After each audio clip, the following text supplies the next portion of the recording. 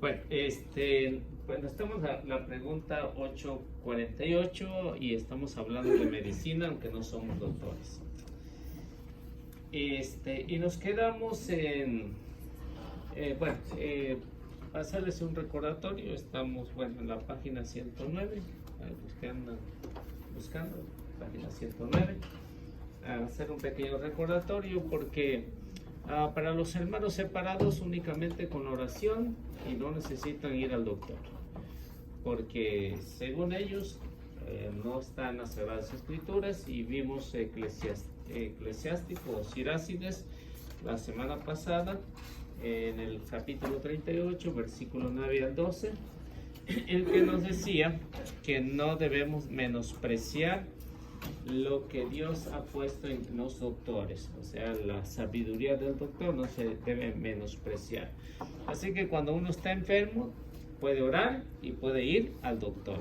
Así que ni una cosa ni la otra le hace daño, al menos que intenten contra su vida al doctor, pero no están para eso. Así que incluso Jesús en el Evangelio de San Marcos, capítulo 2, versículo 17, pues nos va a hacer un recordatorio, porque hay muchos que a lo mejor pensaban como los hermanos separados, que pensaban que se iban a curar por sí solos, pero vemos en las Sagradas Escrituras y cómo Jesús reprime esta forma de pensar de aquel tiempo. No sé si alguien gusta leerlo. Jesús los oyó y les dijo: no es la gente sana la que necesita médico, sino los enfermos. No he venido a llamar a justos, sino a pecadores. Entonces, como ven en las Sagradas Escrituras, si Jesús hubiera pensado igual que los de hoy, seguramente no les hubiera recomendado ir al doctor, porque él mismo está diciendo que un sano no necesita del doctor. ¿Quiénes son los que necesitan del doctor? Los que están enfermos. Así que la sabiduría del doctor, pues para eso Dios la ha puesto. Y con justa razón, pues podemos ver en el caso de Lucas, que era un doctor y que atendía muy bien a los pacientes. En el caso de San Pablo, pues él mismo lo va a recomendar como un buen doctor. Decía: a mi querido Lucas el doctor, ¿no? Entonces le va a recomendar. Entonces, si esto desde el principio no hubiera sido cierto, entonces, ¿para qué pues necesitar de un doctor? Y a veces, pues también nosotros jugamos un poquito también al doctor, ¿no? A veces recetamos cosas que nos han servido a nosotros, ¿no? Entonces, pero a veces no funciona, no le funciona de igual manera a otro, pero en algunas ocasiones sí funciona, ¿no? Entonces hemos jugado al doctor sin tener un conocimiento de doctor, recetando cositas por ahí. Entonces, si eso la palabra de Dios nos está recomendando que debemos de hacer las dos cosas: hacer oración y hacer lo que el doctor nos está recomendando, pero a través de la oración.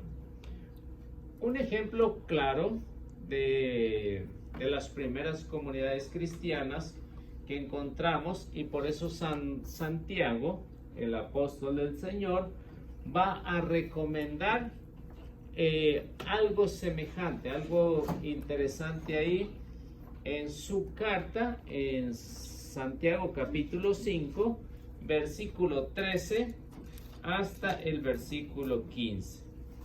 Entonces, si empezamos a leer desde el versículo 13, para que nos demos una idea de lo que Santiago está escribiendo en esta carta. Y se le está escribiendo a la comunidad católica, por eso es que se les conoce como cartas católicas, la carta de Santiago. En esta carta católica va a recomendar algo que para nosotros es importantísimo, que conocemos como la unción de los enfermos. Y en esto que vemos aquí, o que vamos a ver, para la mentalidad judía, el aceite era curativo para ellos. Tenían una gran fe que se podían sanar con el aceite.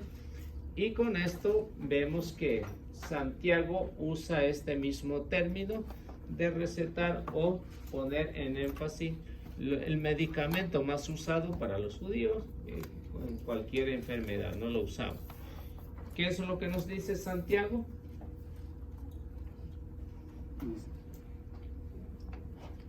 ¿Está enfermo alguno entre ustedes? Llama a los presbíteros de la iglesia que oran sobre él y le unjan con óleo en el nombre del Señor.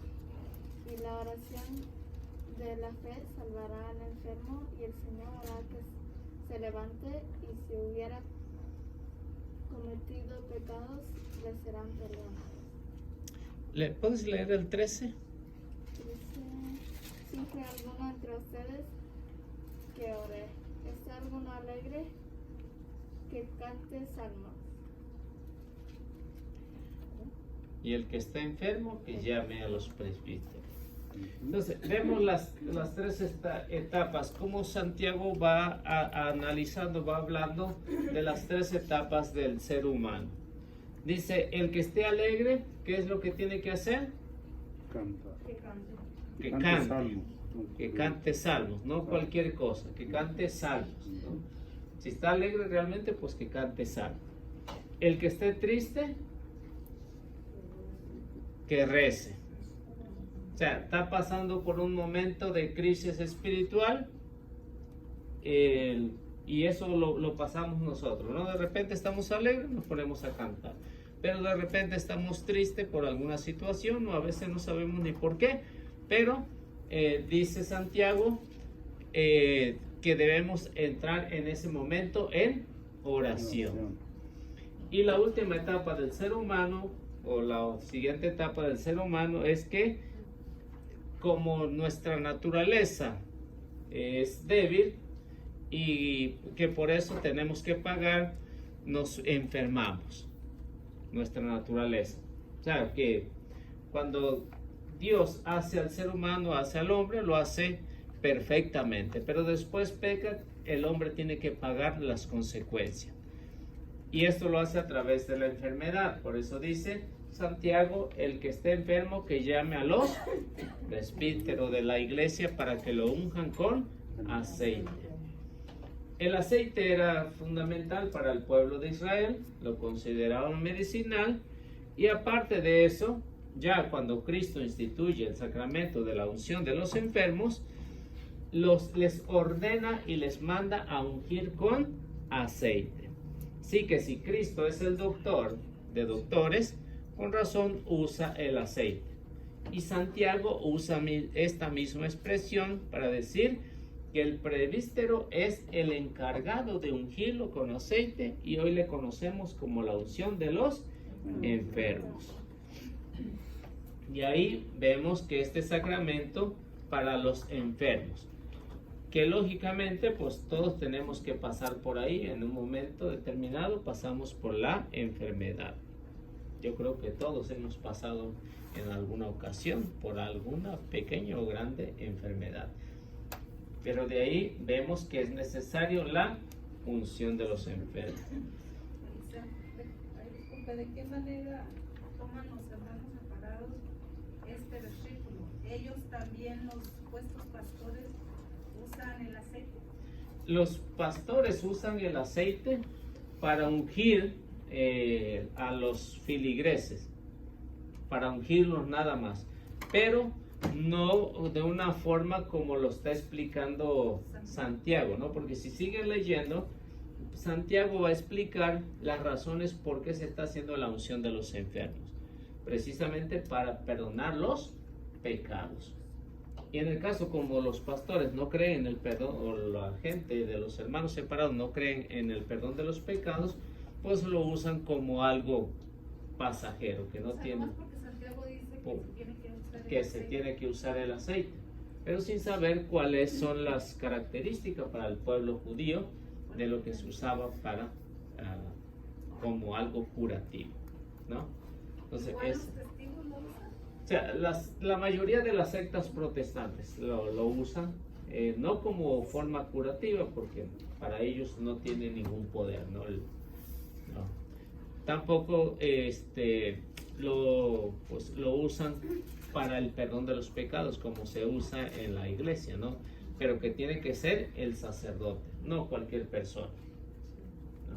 Entonces esa es la diferencia entre la iglesia católica y los hermanos separados. Bueno, Vale. un poquito. Nosotros, las iglesias siempre tienen una botellita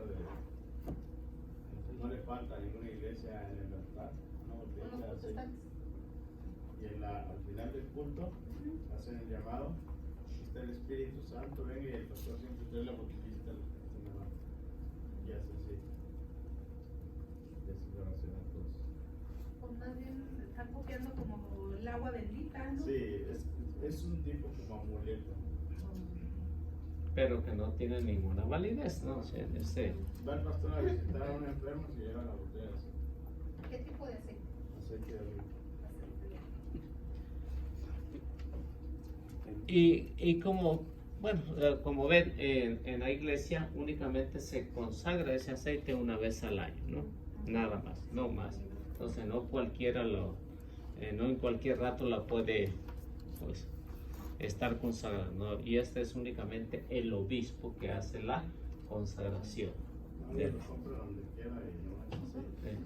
Hasta de cualquier marca, ¿no? Sí, procuran que sea De cualquier marca. Disculpe mi ignorancia, escuché, no sé si es uno de los 10 santos, es un día en especial, nomás que no me acuerdo qué día. ¿Qué día lo consagran? ¿El qué?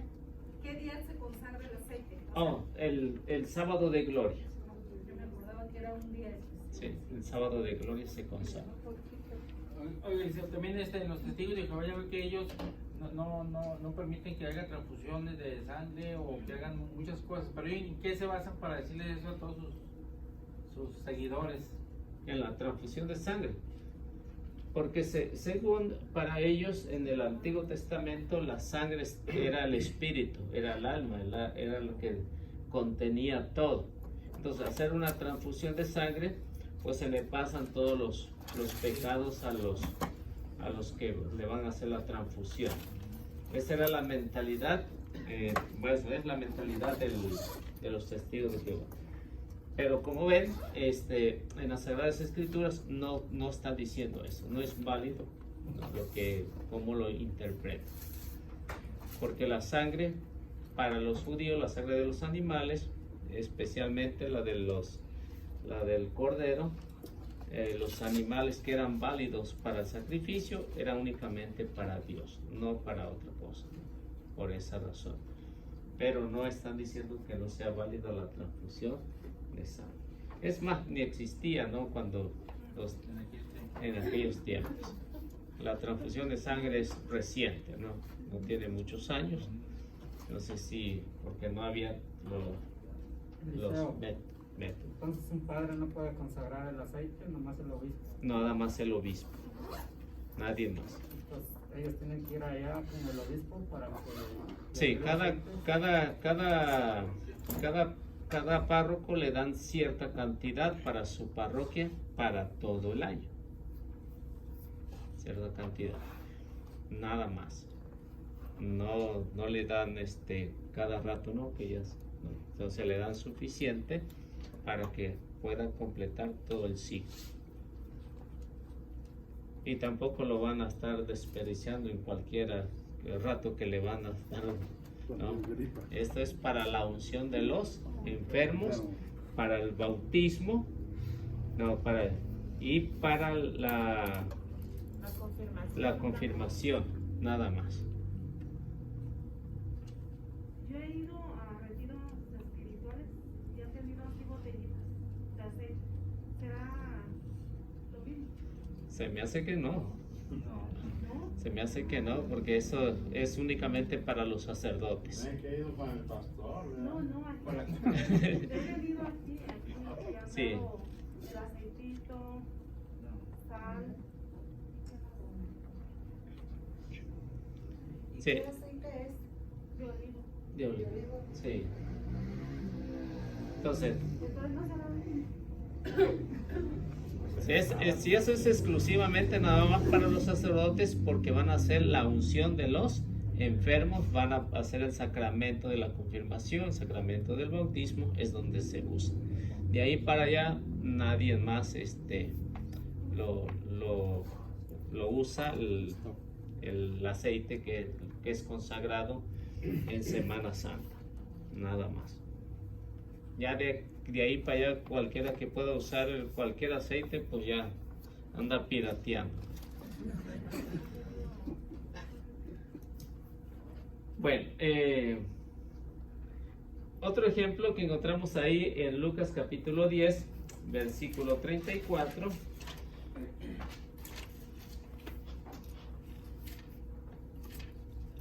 Vemos para el pueblo judío las dos cosas importantes, el aceite y el vino, que lo consideraban curativo.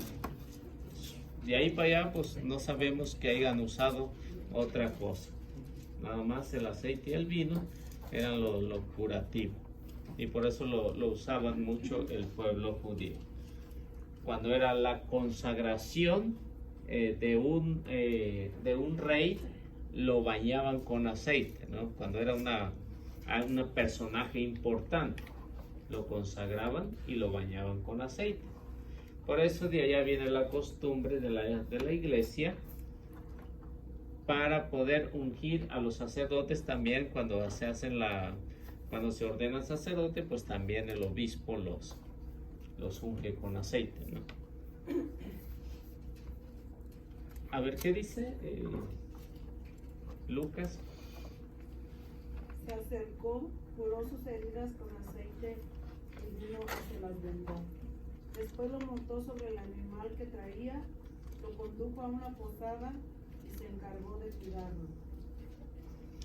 Como ustedes ven, yo creo que ya lo saben, es el relato del samaritano.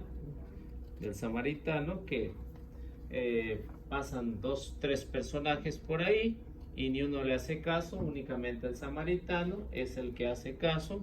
Le lava las heridas y ¿qué le hace con el aceite? Se las vendó. Lo unge con aceite, le venda las heridas y lo unge con aceite, ¿no? Entonces, para que se dé una idea de la importancia de que alguien tiene esa capacidad de poder hacer una curación, sea doctor o no sea doctor. Como les digo, nosotros a veces juzgamos al ser el doctor, y de esa manera pues tanto la oración nos sirve como también ir al doctor, aunque no le tengan mucha confianza al doctor, pero los doctores, pero en un caso hay que hacerlo, ¿no? Porque son los que han estudiado para eso, ¿no? Como ven. Bueno, con eso pues podemos ver pues ahí en su libro trae un comentario, una explicación de lo que es el aceite y lo que es el vino, que son los remedios más usados por el pueblo judío, y que también en la iglesia se ha usado también por muchos años a través de la institución del sacramento de la unción de los enfermos, que se usa como símbolo visible para poder dar este sacramento. Así que son los sacramentales que se usan como signo visible para saber que realmente se ha hecho la unción de los enfermos. Pues pasamos a la pregunta 849.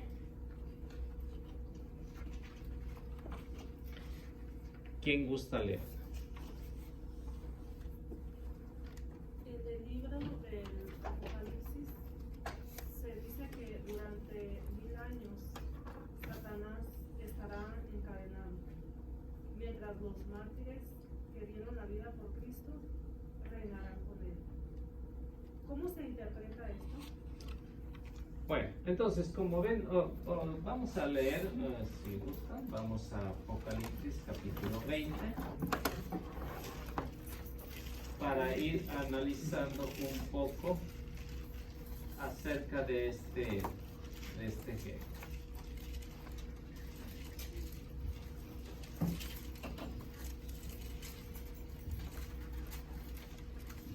el que lo tenga, pues puede leerlo.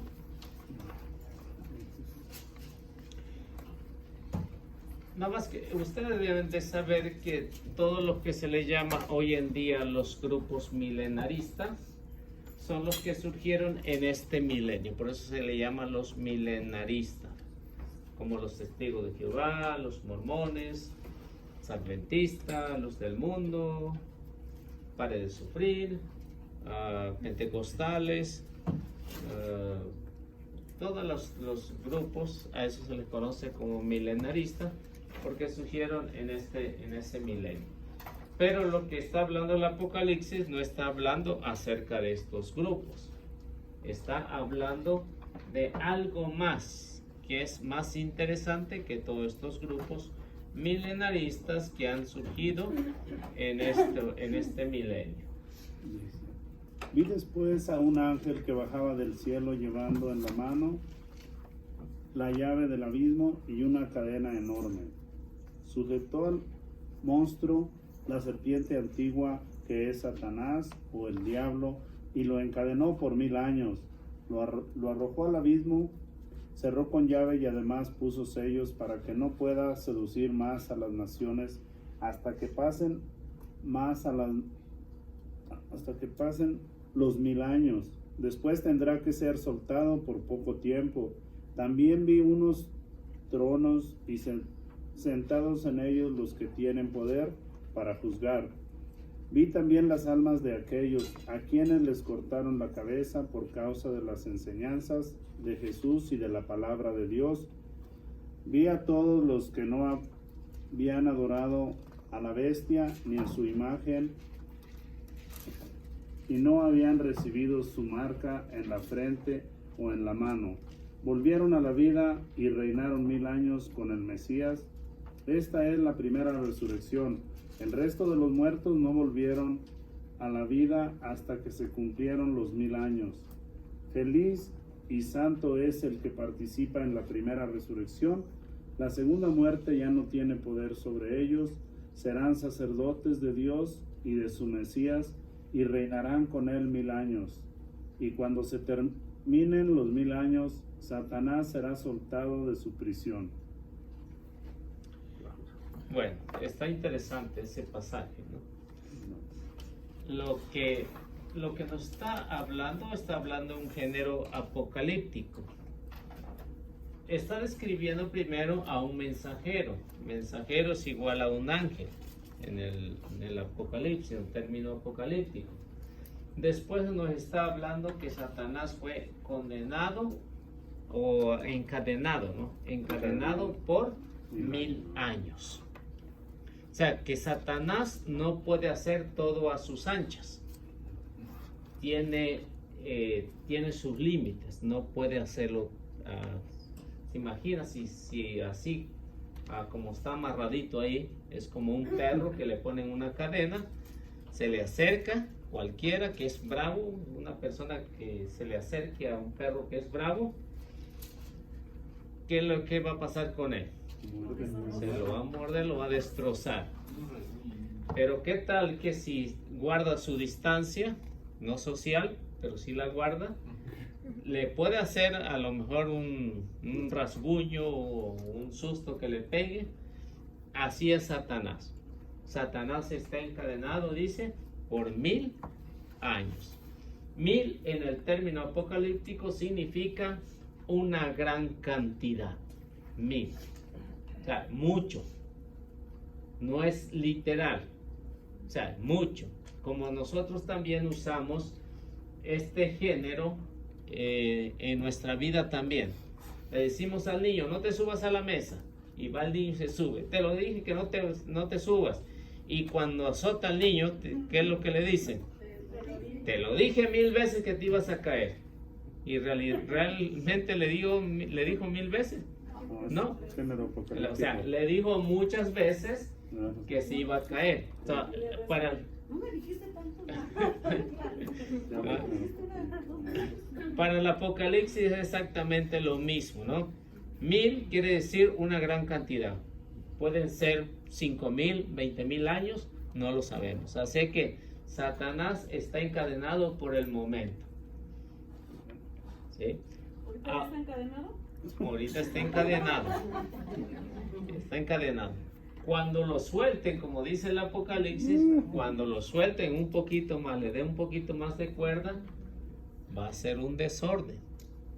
Y ya se han visto que le han aflojado poquito la cuerda y cómo ha causado daño a la iglesia, ¿no?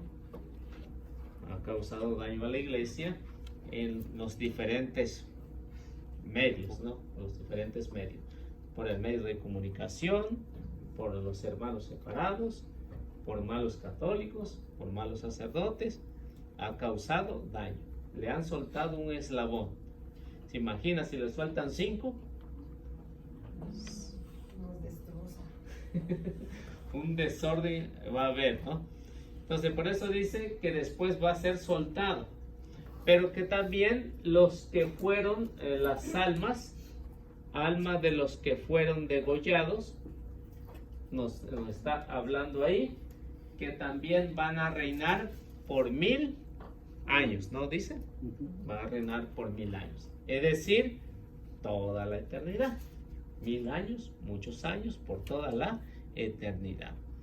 Entonces, como ven, la interpretación de los hermanos separados, testigos, mormones o adventistas o cualquier otro grupo, dice, nosotros somos esos que habla ahí que estamos gobernando, vamos a gobernar por 1000 años. Mentira. ¿Por qué? Porque está hablando de los que fueron degollados ahí, del versículo, ¿qué? El versículo 4, del versículo 4, el versículo 6, no, el versículo 5, nos habla de esos que fueron degollados desde el año 67 hasta el año 313, que dio libertad de culto a la iglesia. De ellos son los que está hablando ahí. No está hablando de los testigos, de los mormones, de ningún grupo.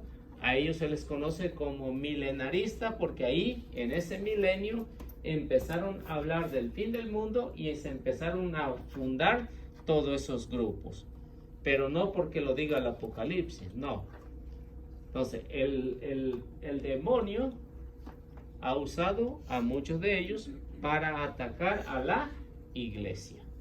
O sea, le ha soltado un poquito. Por eso vemos hoy en día aproximadamente unas 45,000 agrupaciones. Así que lo que está diciendo ahí, que no se le ha dado toda la libertad al demonio para atacar a la iglesia. Se le ha dado un poder limitado. Pero los que ya están ahí van a gobernar o están gobernando por 1000 años. Y luego nos dice el Apocalipsis, feliz y santo los que participan de la primera resurrección. ¿De quiénes está hablando? De los que fueron degollados, la primera resurrección.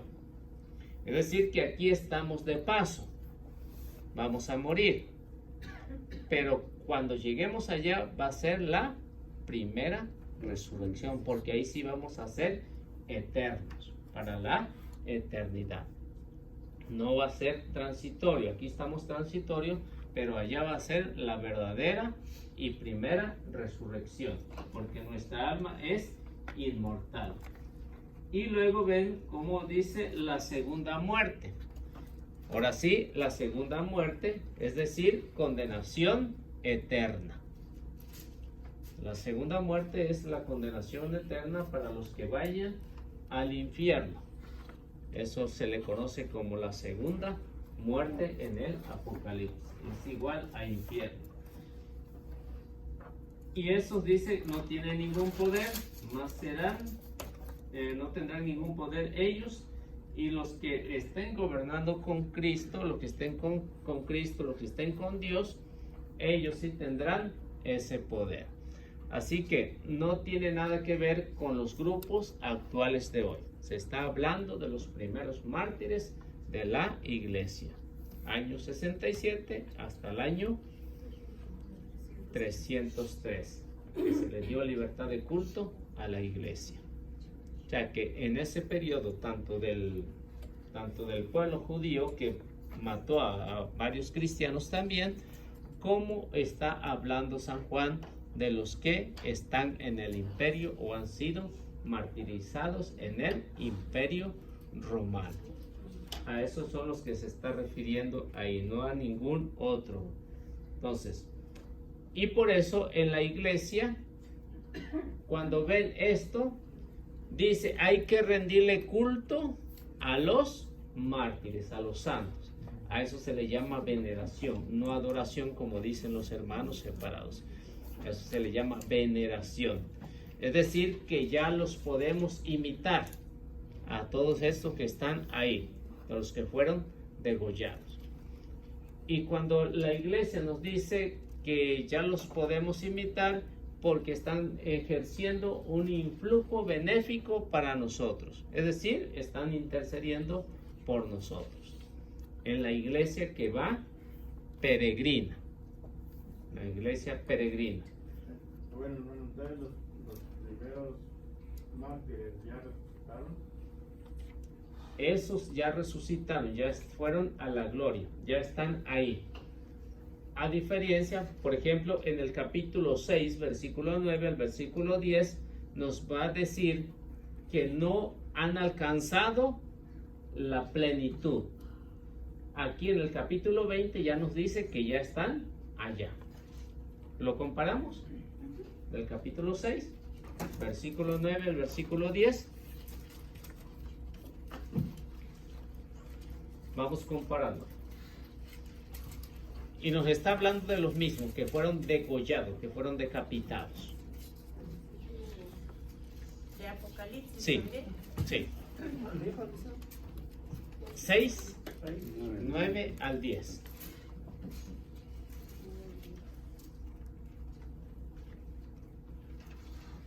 Cuando San Juan está viendo esto, ellos no han alcanzado la plenitud, no han alcanzado la perfección. Ya capítulo 20, pues ya nos va a decir que sí, ya están allá. Ya tienen la primera resurrección, es decir, ya están compartiendo con Dios, con Cristo, allá en el cielo. A ver, ¿quién lo tiene? ¿Ver? ¿Ver? Cuando abrió el quinto sello, divisé debajo del altar las almas de los que fueron degollados a causa de la palabra de Dios y del testimonio que les correspondía dar. Se pusieron a gritar con voz muy fuerte: Santo y justo Señor, ¿hasta cuándo vas a esperar a hacer justicia y tomar venganza por nuestra sangre a los habitantes de la tierra? Entonces, como ven, hasta el versículo 10 no han alcanzado la plenitud, no han alcanzado la perfección, todavía están, dijéramos, en el purgatorio.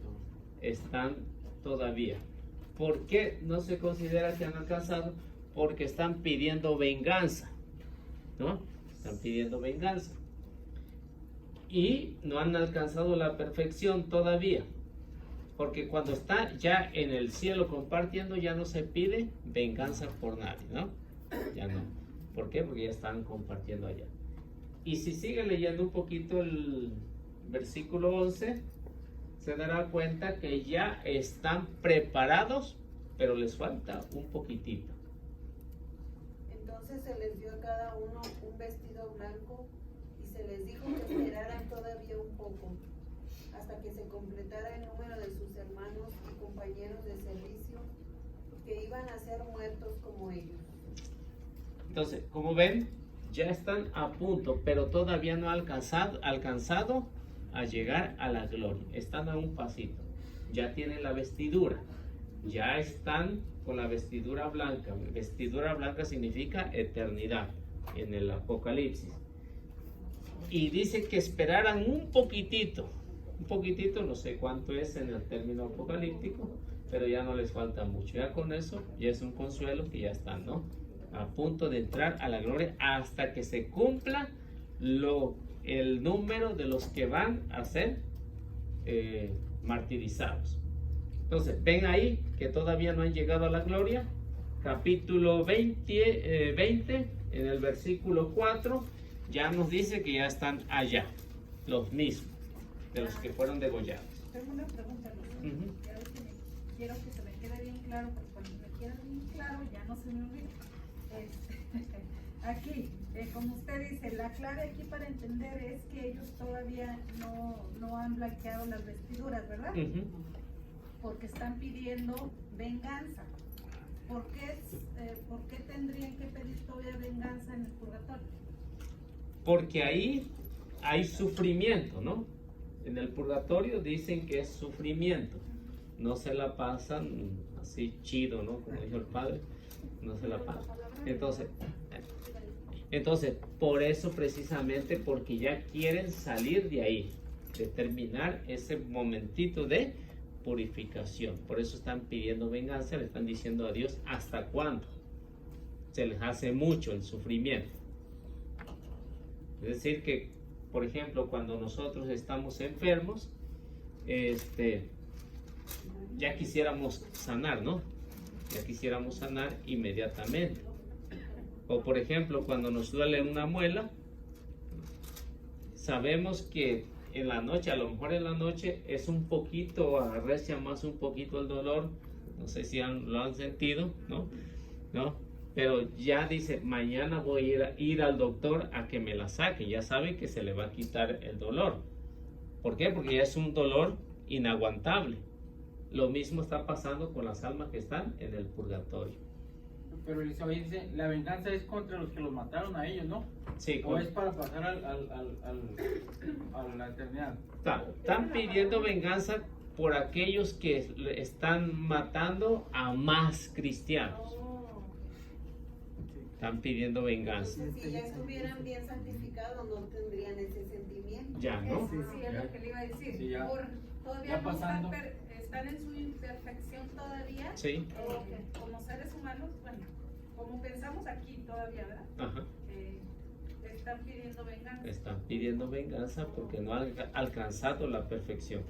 Entonces es el mismo pensamiento, es el mismo pecado, la venganza, la envidia, la soberbia, todo lo que nosotros tenemos en esta vida, que tenemos que limpiar para poder pasar a la eternidad. O sea, que no haya nada de resentimiento Nada. contra nadie. Perfectos. Seguimos. No, sí, pero digo, los que están aquí. No, pero nosotros, yo estoy hablando por nosotros. Los que estamos aquí, ¿verdad? Sí, sí. Entonces, para quedar claro, siguen imperfectos. Sí, están imperfectos todavía. ¿Cuándo llegan a la perfección? Capítulo 20. Ya están en la perfección. Ya se ha completado el número. Sí. Yo decía, me pregunta la primera de la muerte, la resurrección, que dice que está en la primera resurrección. Yo tenía entendido que la muerte se produce la separación, ¿verdad?, del cuerpo y del espíritu, ¿verdad? Pero la resurrección sería juntar, ¿verdad?, la carne con el espíritu. Ya están ellos así resucitados en cuerpo y alma, se puede decir. Los primeros. Es que cuando se habla, no se está hablando de la muerte del cuerpo, ¿no? El cuerpo, no se está hablando de eso. Cuando dice la segunda muerte, cuando se habla de la segunda muerte, es decir, tuvo una oportunidad aquí y no la aprovechó. Ahora, ¿qué le espera? La segunda muerte, que es para la eternidad. Y cuando se habla de la primera resurrección, es decir, va al purgatorio o va al cielo, que va a resucitar con su cuerpo, pero un cuerpo transformado, no como un cuerpo que tenemos aquí. Yo, así como usted, de guapo, no va a resucitar igual, ¿no? Voy a resucitar mejor todavía, ¿no? Va a ser transformado. Exacto. O sea, va a ser transformado mi cuerpo. Todos no vamos a estar así, algunos con canas, con arrugas, no. Va a ser una transformación. Va a ser el cuerpo perfecto que todo modelo quisiera, ¿no? ¿No? Entonces, ¿cuándo es la segunda muerte? Ahí no entiendo. La segunda muerte es el infierno, la condenación eterna. La segunda muerte. Ni le tire para allá. Esto va primero con Dios. ¿Eh? Va primero con Dios y luego ya sea que se vaya al purgatorio o se quede ahí. No, la segunda muerte es que va al infierno. Ok. Sí. cuando va a ser juzgado, se le dictamina para dónde va. Tiene un pecadillo que no amerita el infierno, purgatorio. Tiene pecados mortales, En la segunda muerte. Es el infierno. Segunda muerte es igual a infierno en el Apocalipsis. Y cuando dice que nacemos de nuestros padres, nacemos muertos. Y yo escuché un padre en una charla, en una predicación, que la primera resurrección es en el bautismo, cuando ya nos unimos con Dios, somos hijos de Dios, y por medio del bautismo es como en Jesucristo, tienes que nacer de nuevo, ¿verdad? Que creo que era la primera resurrección. Pero para aquí terrenalmente, pero ya si hablamos no de la tierra, sino hablamos ya de lo de más allá. Entonces, sí, Pues hasta cierto punto también, ¿no? Porque es muerte al pecado y renacer a la vida, ya como hijo de Dios. sí, pero recuerde que después del bautismo, si te bautiza, vas a seguir pecando. Y eso te puede llevar a la muerte. Puedes ser hijo de Dios, pero eso, si sigue pecado, va a llevar a la muerte, te va a llevar a la condenación, es decir, la segunda muerte. Entonces, terrenalmente. Ahora, si ya decimos, recibí el bautismo y vivo santamente, ¿para dónde voy a ir? Al cielo. Estoy trabajando para ir al cielo. Es decir, la primera resurrección. Así como nací del bautismo, así me voy para el cielo. ¿Sí? ¿Se ve la diferencia?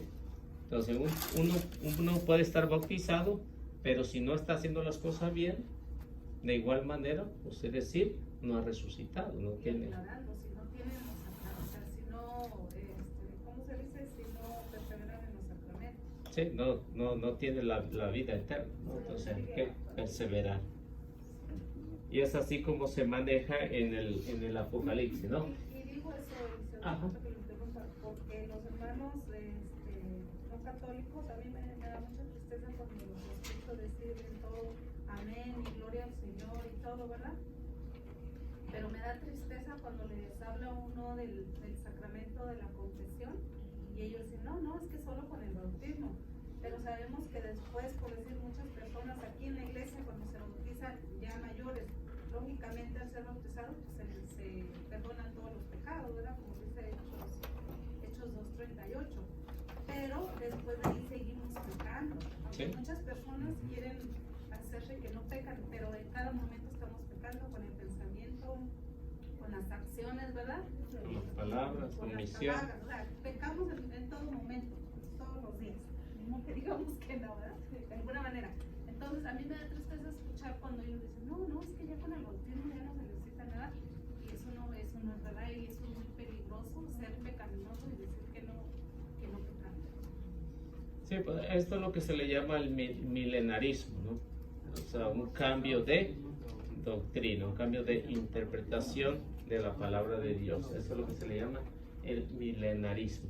¿Por qué? Porque están actuando de una forma. Pues católicos, ¿verdad? Que dicen que son católicos, dicen, no, pues yo para qué confieso si yo no tengo pecado.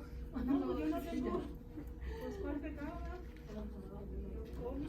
Sí, no, o sea, tanto entre los hermanos separados como entre católicos, también es esta mentalidad.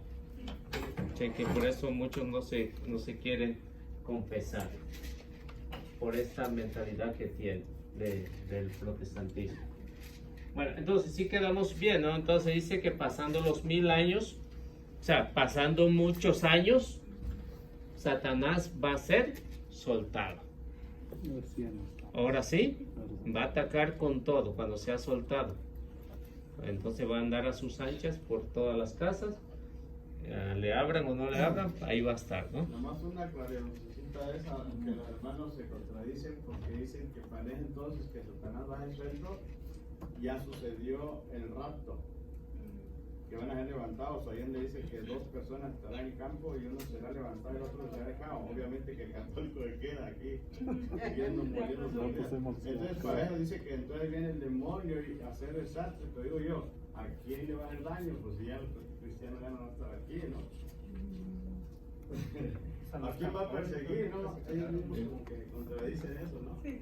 Entonces no hay una interpretación correcta de las Sagradas Escrituras. Entonces, eso es lo que vemos en esto, lo que se llama el milenarismo. O sea, que son sectas que surgieron en este milenio y por eso se le llama. No se le está llamando por lo que dice en el Apocalipsis, no. Se está hablando de los cristianos, de los que murieron allá, mártires. De los que fueron fieles y de los que fueron infieles. Entonces, podríamos decir que desde que el primer protomártir, desde Esteban hasta el 303, se podría decir. La muerte de Esteban. Ya después la de Santiago y todos los demás que vienen ahí. Entonces, por eso es que debemos de saber cuál es la libertad que le ha dado Constantino a la iglesia para que siguiera predicando. Entonces se está hablando de este periodo que realmente pues fueron alrededor de unos 300 años, ¿no? de persecución, o 13 persecuciones que tuvo la iglesia y que murieron muchísimos mártires ahí. Bueno, vamos a la 8. ¿O tenían alguna pregunta más de lo que es el milenarismo? ¿No? ¿No? ¿Todo bien? Bueno, pues vamos a la 8.50. ¿Dónde en la Biblia se usa la palabra misa? Bueno, en las Sagradas Escrituras no vamos a encontrar esta palabra. Vamos a encontrar el sinónimo de la palabra. Porque tanto en la vida actual usamos los sinónimos. Por ejemplo, para decir alegría, ¿cuál sería el sinónimo de alegría? Contento, feliz. Entonces son sinónimos. ¿Por qué en la Biblia no se usa o no se usó la palabra misa? Porque realmente no existía esta palabra hasta tiempos después. Se conocía como la fracción del pan, era como se usaba en las primeras comunidades cristianas, o también la cena del Señor se usaba. Bueno, y ahí está la revista. Ahí está toda la misa, aquí está compartida. El que no quiera, ahí lo puede pedir ahí se lo mandan al pueblo católico. Ahí le llega a su casa, ahí viene toda la explicación desde que llegamos y todo lo que pasa. Bueno, entonces ahí están los sinónimos: la Eucaristía, la Cena del Señor, acción de gracias. Misión viene de misa, viene de la palabra misión. De ahí viene la palabra. Después, cuando los cristianos empezaron a usar esta frase, es porque saliendo de misa iban a misionar. Por eso se le llama misa. Cuando el sacerdote dice, pueden ir en paz, nuestra misa ha terminado. Es decir, vayan por todo el mundo y anuncien la buena nueva. Esa es misión. Por esas palabritas últimas que dice el sacerdote. Como evangelizar. Sí, evangelizar, porque los cristianos iban a misa y salían a evangelizar. Hoy también se hace. Un restaurante. Hoy se van para otro lado, ¿no? O nos vamos para otro lado. En vez de misa. Yo creo que aunque seamos poquitos, tenemos que tener, desde aquí, desde este grupo, tenemos que tener esa iniciativa, ¿no? Porque ya si nos hacemos, muchos no saben lo que significa misión. El católico que viene regularmente a la misa no sabe lo que significa la misa. Pero como nosotros que ya sabemos que saliendo de misa, en vez de irnos al parque, en vez de irnos al río o a otro lado, hay que tratar de cumplir ese mandato, ¿no? Pero también se puede hacer, se anda en el río ahí durante el ratito donde andan. Sí, sí, pero me refiero que tener esa iniciativa y que tenemos que hablarle a alguien, por lo menos, ¿no? Para cumplir con esa... Del evangelio que escuchó ese día, ese es el propósito. Oye, ¿no viste la misa? No, fíjate que qué bueno estuvo, mira, así, ese es evangelizar. O cuando va al trabajo usted y ya dio una palabra también ahí, ¿verdad? Que la misión es todos los días. Todos los días. Como se celebraba la Eucaristía todos los días, la misión debe de ser todos los días. Puede ser a través de palabra o puede ser a través de testimonio, como hacía San Francisco de Asís, ¿no? San Francisco de Asís, pues no hablaba mucho, pero sí daba mucho testimonio, ¿no? Hay un relato, no sé si lo saben, de San Francisco. Encontró un discípulo, alguien lo quería seguir y dijo, pues enséñame a evangelizar. Y le dijo San Francisco, pues vente, ¿no? Fueron caminando por todo el parque y él pensaba que iba a dar un buen discurso para convertir a multitudes. Dieron la vuelta, rezando, haciendo lo que deberían de hacer, volvieron otra vez a la casa y pues ¿qué pasó? No te dije que me enseñaras a evangelizar. Dijo, pues sí evangelizamos con nuestra forma de tratar a los demás, con nuestra forma de ser de nosotros, cómo caminas. De esa manera evangelizamos a muchos. ¿Por qué? Porque esa es la forma de cómo evangelizar, ¿no? No usaba tanto la expresión de palabras, pero usaba mucho el testimonio. Y aplicaba lo que decía Jesús. Las palabras convencen, pero el testimonio arrastra. Así que uno puede pues hablar mucho, pues puede convencer a unos cuantos, ¿no? Pero si da testimonio, pues va a convencer a más de los que esperaban, ¿no? Es la razón. Por eso es la misión. Y por eso la misión se hacía todos los días, como se hacía la Santa Eucaristía. Hechos 2:42. Ahí vemos la misión de los apóstoles, o el sinónimo de misa, que es la misión. Ese sinónimo, que si la aplicamos hoy a nuestra vida, pues sí da frutos, ¿no? Y lo da de esta manera, como dice Hechos 2:41. A ver, ¿quién lo tiene? Eran asiduos a la enseñanza de los apóstoles, a la convivencia fraterna, a la fracción del pan y a las oraciones. Entonces, como ven, el versículo 42, y si siguen leyendo el 43, 44, 45 o 46, va a ver cómo participaba la comunidad. Pero lo que nos enfocamos ahorita es en el 42. Dice que eran asiduos a las enseñanzas de los apóstoles, a la convivencia y a la misa, que se le conocía como la fracción del pan. La misa también se le conocía como la fracción del pan. ¿Por qué fracción? Porque la quebraban, así como Jesús la quebraban, y la quebrar significa fraccionar, partirla en pedazos, fraccionar. Y dice, y a la fracción del pan, y todos participaban de esa fracción del pan. Pero no era cualquier enseñanza, era la enseñanza de los apóstoles. No como hoy en día, que hay diferentes enseñanzas. Por eso es que en la iglesia todas las misas alrededor del mundo, todas son idénticas, igualitas. Nadie le puede agregar nada, ni nadie le puede quitar nada.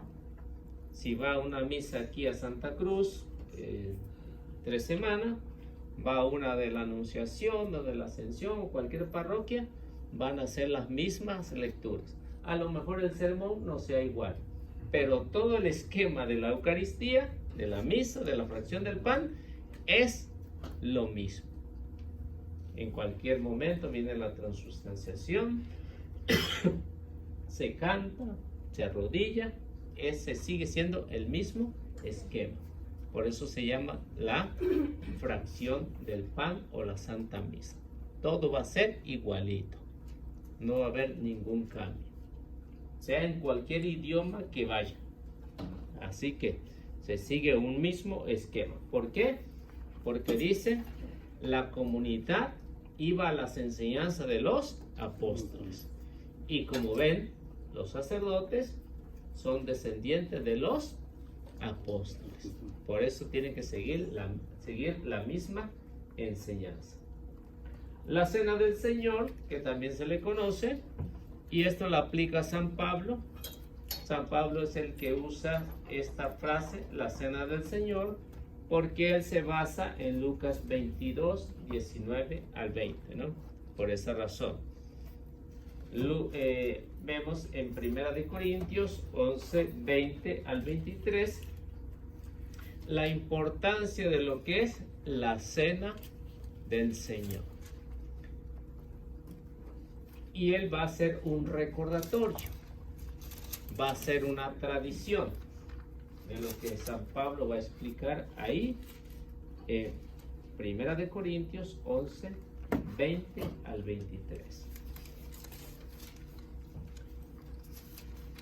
A ver qué nos dice, qué no tiene.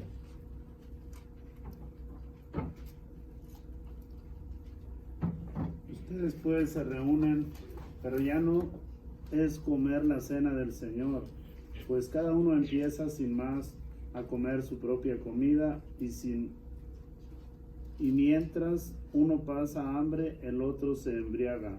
No tienen sus casas para comer y beber, o es que desprecian a la iglesia de Dios y quieren avergonzar a los que no tienen nada. ¿Qué les diré? ¿Tendré que aprobarlos en esto? En esto no. Yo he recibido del Señor lo que a mi vez les he transmitido. El Señor Jesús, la noche en que fue entregado, tomó pan. Bueno, ¿cuáles eran los problemas que había ahí en la comunidad de Corintios? ¿Se parecen a los de actuales? Idéntico, no ha cambiado nada, ¿no? No ha cambiado nada. Sí que San Pablo está exhortando a la comunidad de Corintios que hay esos problemas, que algunos van a comulgar como se les da la gana, ¿no? Dice, a la cena del Señor. Algunos se adelantan, otros se atrasan y otros llegan a la bendición, ¿no? Exactamente lo mismo, ¿no? O sea que hasta hoy casi 2000 años y no hemos podido superar lo que había en Corintio. No había eso. No hay ese respeto hacia la Eucaristía, hacia la fracción del pan o la cena del Señor. Porque San Pablo les va a decir, esto no es cosa mía. Yo lo recibí del Señor. Y dice, lo que a mi vez les he transmitido. Y ahí explica lo que dice Lucas 22, 19 al 20. San Pablo lo explica. ¿Qué fue lo que recibió? La cena del Señor. Dice, lo que a mi vez les he entregado. La noche en que fue entregado, tomó pan, lo partió y se lo dio diciendo, este es mi cuerpo, este es mi sangre. Y que la comunidad de Corintio no lo valoró. Y la comunidad de Colorado, igual. La comunidad de Colorado, igual. Así que ven que no ha cambiado en mucho nada. No hemos aprendido nada. ¿Por qué será? Porque no se ha tomado en cuenta lo que es la cena del Señor. O sea que incluso hasta nosotros mismos nos falta, ¿no? Y más ahora en estos tiempos de pandemia, ¿no? Más ahora. Entonces, que ahora se hacen los carros, se hace un poquito adentro. Entonces ven que hay una distracción enorme ahora, como había en la comunidad de Corinto. Había un corona también allá, ¿no? Y ahora también. Así que hay que echarle ganas. Entonces, la fracción del pan era muy común. Por ejemplo, si ven Hechos capítulo 20, versículo 7, hay unas consecuencias. 7 y 8. 7 y 8. 20, 7 y 8.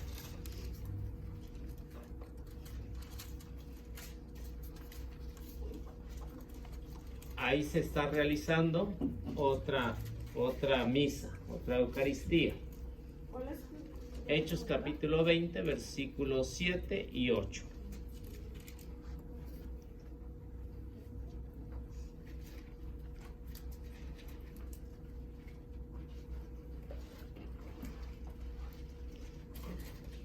¿Quién no tiene?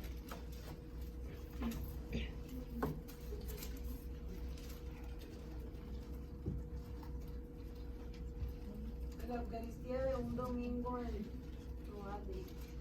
El primer día de la semana estábamos reunidos para la fracción del pan y Pablo, que debía irse al día siguiente, comenzó a conversar con ellos, pero su discurso se alargó hasta la medianoche. Había bastantes lámparas encendidas en la pieza del piso superior donde estábamos reunidos. Un joven llamado Eutico estaba sentado en el borde de la ventana y como Pablo no terminaba de hablar, el sueño acabó por vencerle. Se durmió y se cayó desde el tercer piso al suelo. Lo recogieron muerto. Bueno, hasta ahí. ¿Había un católico ahí o no? Sí. Estaba dormido. Se durmió en misa. Se durmió en misa ese católico. Y como ven, ahora pasa lo mismo también, ¿no? De que dice el primer día de la semana estamos reunidos ¿para qué? Para la fracción del pan. Estaban en plena misa y este tipo dormido. Pero son los que no vienen seguido, ¿no? ¿Será? O los que vienen también seguido también se... Los que vienen a Sí, ahí está. Yo era con el tapabocas, no le veo cuando El tapabocas de los lentes. era muy bueno, el chavo no le ve nada. Entonces, ven que se hacía la fracción del pan, pero había también distracciones. Uno porque Pablo se alargó mucho en la misa, ¿no? Se alargó mucho. Y como mucha gente dice, ya el padre se pasó más de una hora, ya quieren que termine, ¿no? Entonces, se imaginan con San Pablo que se alargó hasta la medianoche la misa. Entonces, por eso es que viene este católico y se duerme y azota.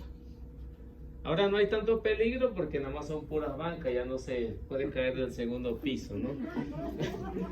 Cuando menos se golpea en la banca, pero no pasa mucho. Sí. Entonces, ven que la fracción del pan es muy común en lo que nosotros hoy conocemos como la Santa Eucaristía, la Santa Misa, que viene desde los apóstoles hasta el día de hoy, porque Cristo lo ha prometido, ¿no? Que debemos de hacerlo todos los días, asiduamente, continuamente, todos los días. Asiduamente significa todos los días, asiduamente. Y como los apóstoles y pues las primeras comunidades cristianas se hacía esto muy seguido, si ustedes ven los siguientes capítulos ahí que nos habla, por ejemplo tenemos Primera de Corintios 10, 16, los demás que encontramos en Mateo, en Lucas, pues nos hablan de la institución de la Santa Misa. Pero en la comunidad de Corintio, pues se hace, la comunidad que encontramos en Hechos de los Apóstoles, se hace la misa. Entonces ven que todo esto se hace según el orden como se tiene establecido en la iglesia. Así que la palabra misa no la encontramos en la Biblia, pero sí encontramos el sinónimo de esa palabra, que se le conoce como fracción del pan, la cena del Señor, la Santa Cena y ¿cuál era el otro nombre? O bendición, ¿no? Bendición. Así que son las formas como podemos encontrar ahí. Bueno, ¿alguna pregunta que tengan de la Eucaristía, de la Santa Misa? Bueno, aquí en el libro dice que la misa quiere decir despedida. Pero ¿qué dice más en...? Dice, la palabra misa quiere decir despedida. Era la palabra latina que se usaba para decir al pueblo que ya podía retirarse al terminar la liturgia. Con el tiempo se usó para designar todo el acto cultural. Y luego en los últimos renglones de ahí, esa palabrita en latín. Misa es Gracias. ¿Ya captó la idea? Ya. Bueno, y eso está basado en Marcos 16:15, ¿no? Ir por todo el mundo. Esa es la misión, por eso la palabra misa. Bueno, ¿preguntas o no? ¿Todo bien? ¿Eh? Bueno, entonces pasamos a la siguiente. 8.51. ¿Quién gusta leerlo? ¿Por qué las mujeres hacen cosas que no van de acuerdo con la Biblia? Como cortarse el pelo, usar pantalones, no taparse la cabeza con el velo, predicar, etc.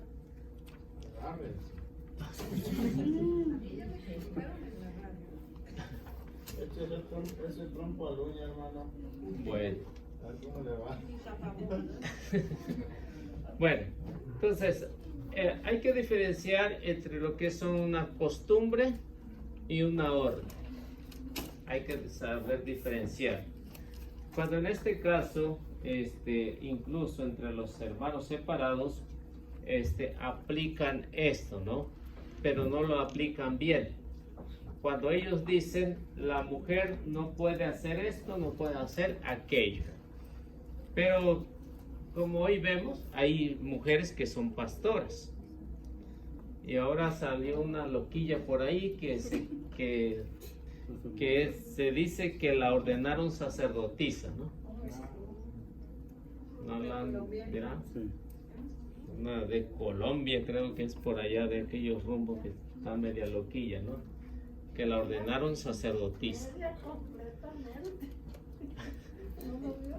Bueno, entonces para poder distinguir esto debemos de saber cuál es el papel, cuál es el trabajo de la mujer en la iglesia. No todo lo puede hacer la mujer, no. Así que hay que saber diferenciar cuál es el trabajo que le corresponde a la mujer. La mujer puede ser, bueno, ya de acuerdo a lo que vemos hoy en el Concilio Vaticano II, la mujer puede ser ministra extraordinaria de la comunión. Puede predicar, y lo hay. Puede hacer ciertas cosas, pero no lo puede hacer todo. No puede ser sacerdota. No lo puede hacer. Son cosas que están exclusivamente para los hombres. Que sea machista, no es machista. Es una orden del Señor. Tampoco el Señor era machista, ¿no? Pero Él quiso que los sacerdotes fueran únicamente hombres. Ahora, para la forma de vestir, pues ahí depende de la cultura y depende del tiempo. Así que como en la Biblia encontramos órdenes, encontramos costumbre. Por ejemplo, la costumbre del pueblo de Israel para las mujeres era el velo.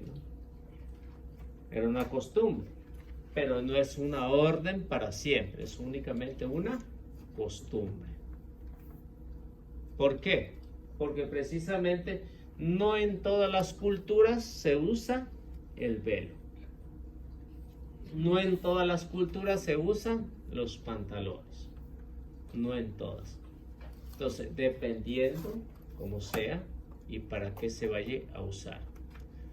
Ahora, si la mujer se viste bastante descotadas, pues ahí sí hay un problema, ¿no?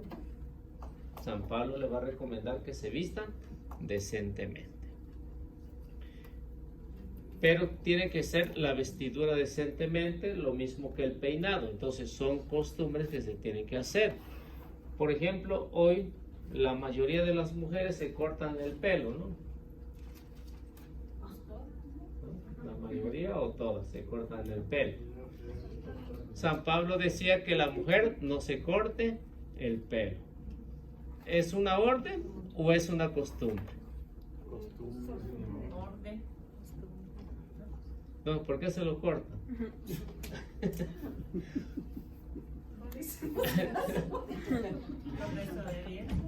Son desobedientes, mujercitas, ¿no? Entonces, dijo San Pablo eso? No nos cortáramos el pelo. dice, No, la mujer que se arreglar. ¿Cómo dice San Pablo? La mujer que se corte el... a ver, ¿dónde?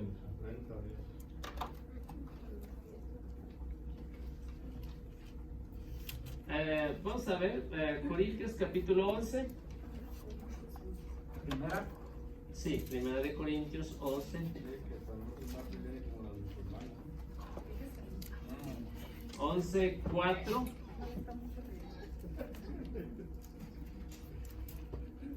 11:4 al 6. A ver cuáles son las iba a decir las consecuencias, pero no son consecuencias.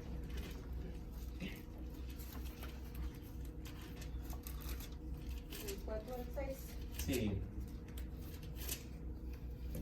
Si un varón ora o profetiza con la cabeza cubierta, deshonra su cabeza. En cambio, la mujer que ora o profetiza con la cabeza descubierta, falta el respeto a su cabeza. Sería igual si se cortase el pelo al rape. No, al rap. No quiere cubrirse el pelo, que se lo corte al rape. Que le da vergüenza andar con el pelo cortado al rape, pues que se ponga el velo. ¿Va? Tendría que ser al rap entonces. Al rape. ¿De qué? Peloncitas. No.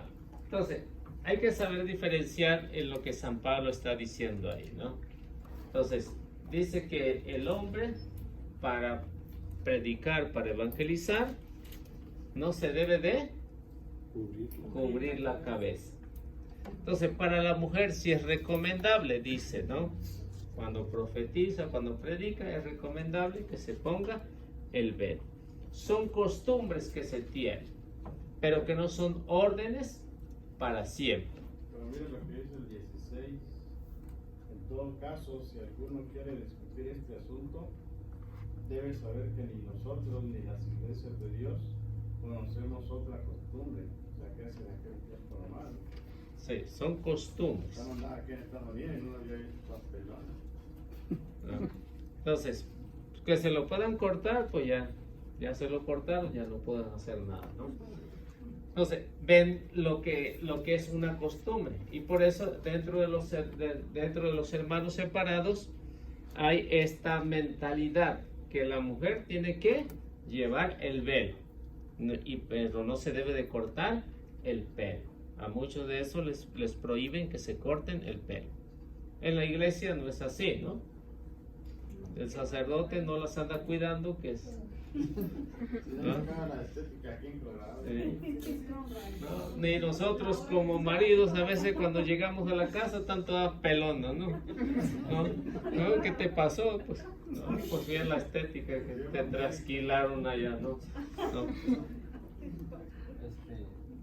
Aquí el padre Warley ha hecho unos chales especialmente cuando son las bodas o los 15 años, porque, ay, Diosito, vienen más paganas Que cristianos. que cristianas. Bien despampanantes.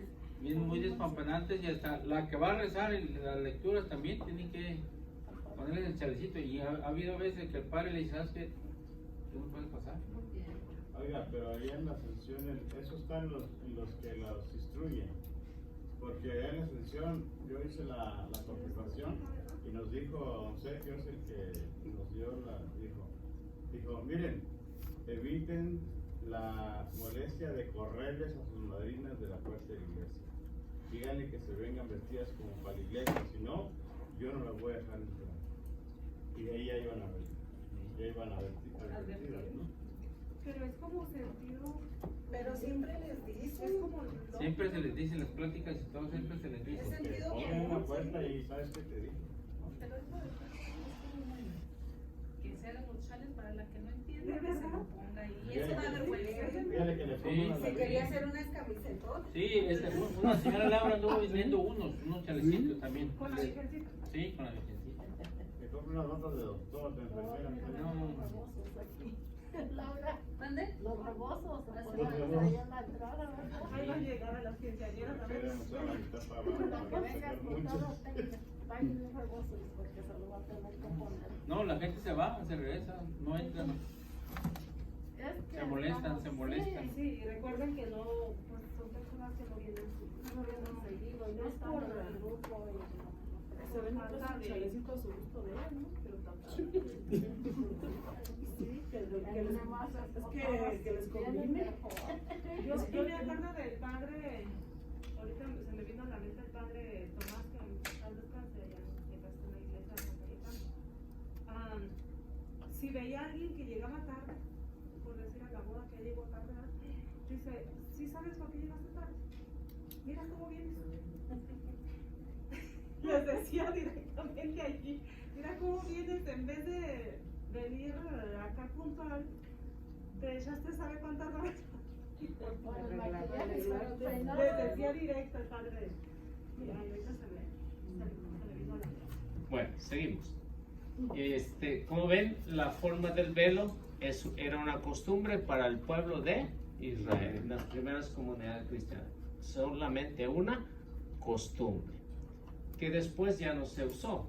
En algunos lugares todavía lo usan, algunas mujeres, a lo mejor las antiguitas, usan su velo, ¿no? Como en el año 80, todavía 90, muchas señoras lo usan todavía ahorita. Todavía lo usan, ¿no? Antes Todavía casi vemos algunas que todavía lo usan, pero la mayoría ya no lo usan. Pero eso Bueno, dice es una Juan costumbre. Boera, dice, cuando los visiten los testigos de Jehová, solamente pregúntenle a las mujeres, ¿dónde compran la ropa? Bueno, hay otra, ahí mismo en el versículo 13 y 14, hay otras recomendaciones que no son costumbres, ¿no? Dice, juzguen ustedes mismos, ¿les parece decente que una mujer ore a Dios sin velo? Una pregunta. El mismo buen sentido nos enseña que para el hombre es vergonzoso dejarse crecer el pelo. Así que también para los hombres hay. O sea, que es vergonzoso. ¿Se quiere parecer a la mujer o qué es lo que quiere hacer, no? Pero en tiempos Por- de Jesús usaban el pelo largo. Bueno, pero sabemos que todo lo usaban en el mismo estilo. No que unos cortos, otros no. Pero era una costumbre. Era una costumbre dejarse crecer lo mismo la barba, ¿no? La barba para muchos era lo significativo, ¿no? Que dejara crecer la barba hasta todo lo que le daban, no sé, sin cortarse. ¿Y para el padre Anatolio? También porque tenía esa costumbre, ¿no? Tenía esa mentalidad, ¿no? Pues el padre Anatolio decía que para que vieran que él no le había Sí, pues por eso no la agarraba como chiste, ¿no? La agarraba como chiste, pero precisamente porque tenía esa mentalidad. ¿Por qué? Porque todos los hombres de aquel tiempo, de esa cultura, incluso todavía hay muchos que se la dejan crecer, pero es una costumbre, no es un requisito que todos los sacerdotes tengan que traer la barba. Antiguamente sí era necesario, pero últimamente pues ya no. Entonces lo mismo que para la mujer, el velo era necesario para poder entrar a la iglesia.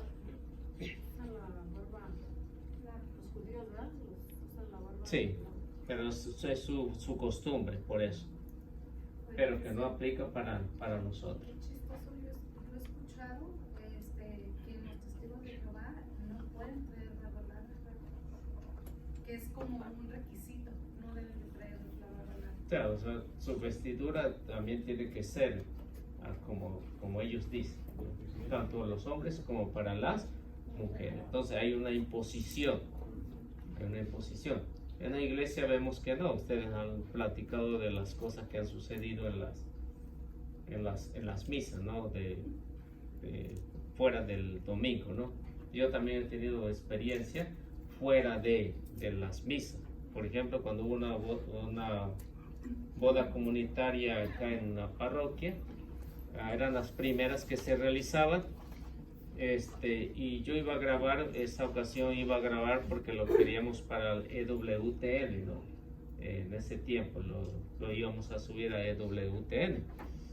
Pero cuando estaba grabando, pues yo puse la cámara a grabar, pero así enfrente había una muchacha, pero descotada de lo que más podía.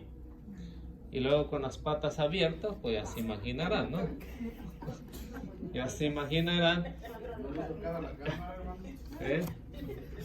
Pues tuve que decirles, salte o cierra las patas. Tuve que decirle a la muchacha porque se sentó enfrente. Entonces, yo creo que por ahí debo de tener el CD de ese tiempo.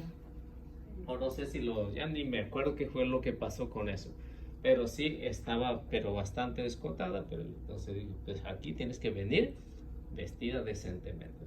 Te sales o te vas para atrás, pero aquí este video lo vamos a subir para el WTN. Pues de por sí ya con eso mejor ni ganas de subirlo, de ponerlo en WTN me dieron, ¿no? Por todo lo que estaba pasando ahí. Entonces, pero ven que para eso es necesario. Es lo que me dijo una señora, que de aquí me voy de baile. Yo para la boda de mis hijos del primero, sí fueron 2 que 3 ahí medio sexy. Para la siguiente agarré yo Charles, órale, a ver cuántas llegan así. Entonces, esa es la forma de cómo podemos ir educando más a las mujeres, ¿no? Aunque también hay hombres también sin vergüenza que se van en shorts también. Venga, tápese.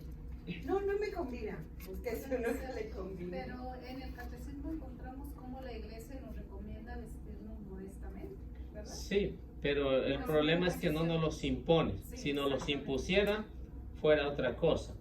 Pero como dice, cada uno Dios le ha dado un sentido común, una inteligencia que debes de vestirte, no nada más cuando vas a misa, cuando vas afuera también.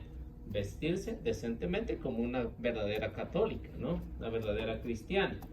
Porque ¿de qué sirve que vayas bien vestida a misa y después fuera de misa vaya con los pantalones bien apretados como chorizo? Pues no, ¿eh? ¿No? Pues, entonces es algo que no va, ¿no? Tiene que dar testimonio allá y afuera. Así que esas son las cosas que uno debe de ir aprendiendo. Bueno, nos quedamos ahí. Les voy a decir algo, como dice San Francisco, dice, ten cuidado con tu vida. Tal vez ella sea el único evangelio que algunas personas vayan a leer. Y eso lo practicaba, ¿no? San Francisco. Bueno, vamos haciendo la oración. Quien gusta hacerla. Antes de que guarden sus cosas para hacer la oración.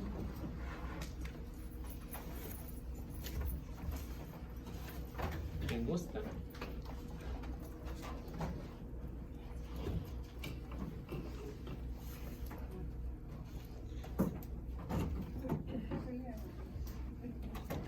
María a la vez o uno a la vez. En el nombre del Padre, del Hijo y del Espíritu Santo. Amén. Padre Celestial, te damos gracias por este momento, por darnos la dicha de estar aquí, de conocerte más, de conocer de tu Hijo. Te agradecemos también por el regalo de la vida y porque pues, sabemos que siempre estás con nosotros, que siempre estás atento a nuestras necesidades. Te pedimos, Padre Celestial, que cuides de todas las personas que están secuestradas, de todos los niños que son usados para cosas malas. Te pedimos también por ellos. Te pido también por todas las mamás que están dando a luz en este momento, para que las cuides, las ayudes, al igual al bebé. Te pido por todas ellas. Y te pido también por todos los sacerdotes que están en la cárcel injustamente, para que tú, mi Señor, puedas ser justo y los saques a la libertad, para que puedan disfrutar de esa libertad que tú nos has dado a cada uno. Todo esto te lo pedimos, Padre Celestial, por medio de tu Hijo Jesucristo, con la oración que tu Hijo nos enseñó. Padre Nuestro que estás en el cielo, santificado sea tu nombre. Venga a nosotros tu reino, hágase tu voluntad en la tierra como en el cielo. Danos hoy nuestro pan de cada día, perdona nuestras ofensas, como también nosotros perdonamos a los que nos ofenden. No nos dejes caer en la tentación y líbranos del mal. Amén. A ti, Madre Santísima, quiero pedirte tu intercesión por todos los indocumentados, especialmente los que sufren más persecución, y por todos aquellos que están tratando de cruzar para venir por acá, por los que están perdidos, Señor, para que sus familiares puedan encontrarlos. Te pido, Madre Santa, pídele a tu Hijo, Él que todo lo puede, y si es su santa voluntad, pues que nos ayude. Te lo pido con esta oración. Dios te salve María, llena eres de gracia, el Señor es contigo. Bendita eres entre todas las mujeres y bendito es el fruto de tu vientre, Jesús.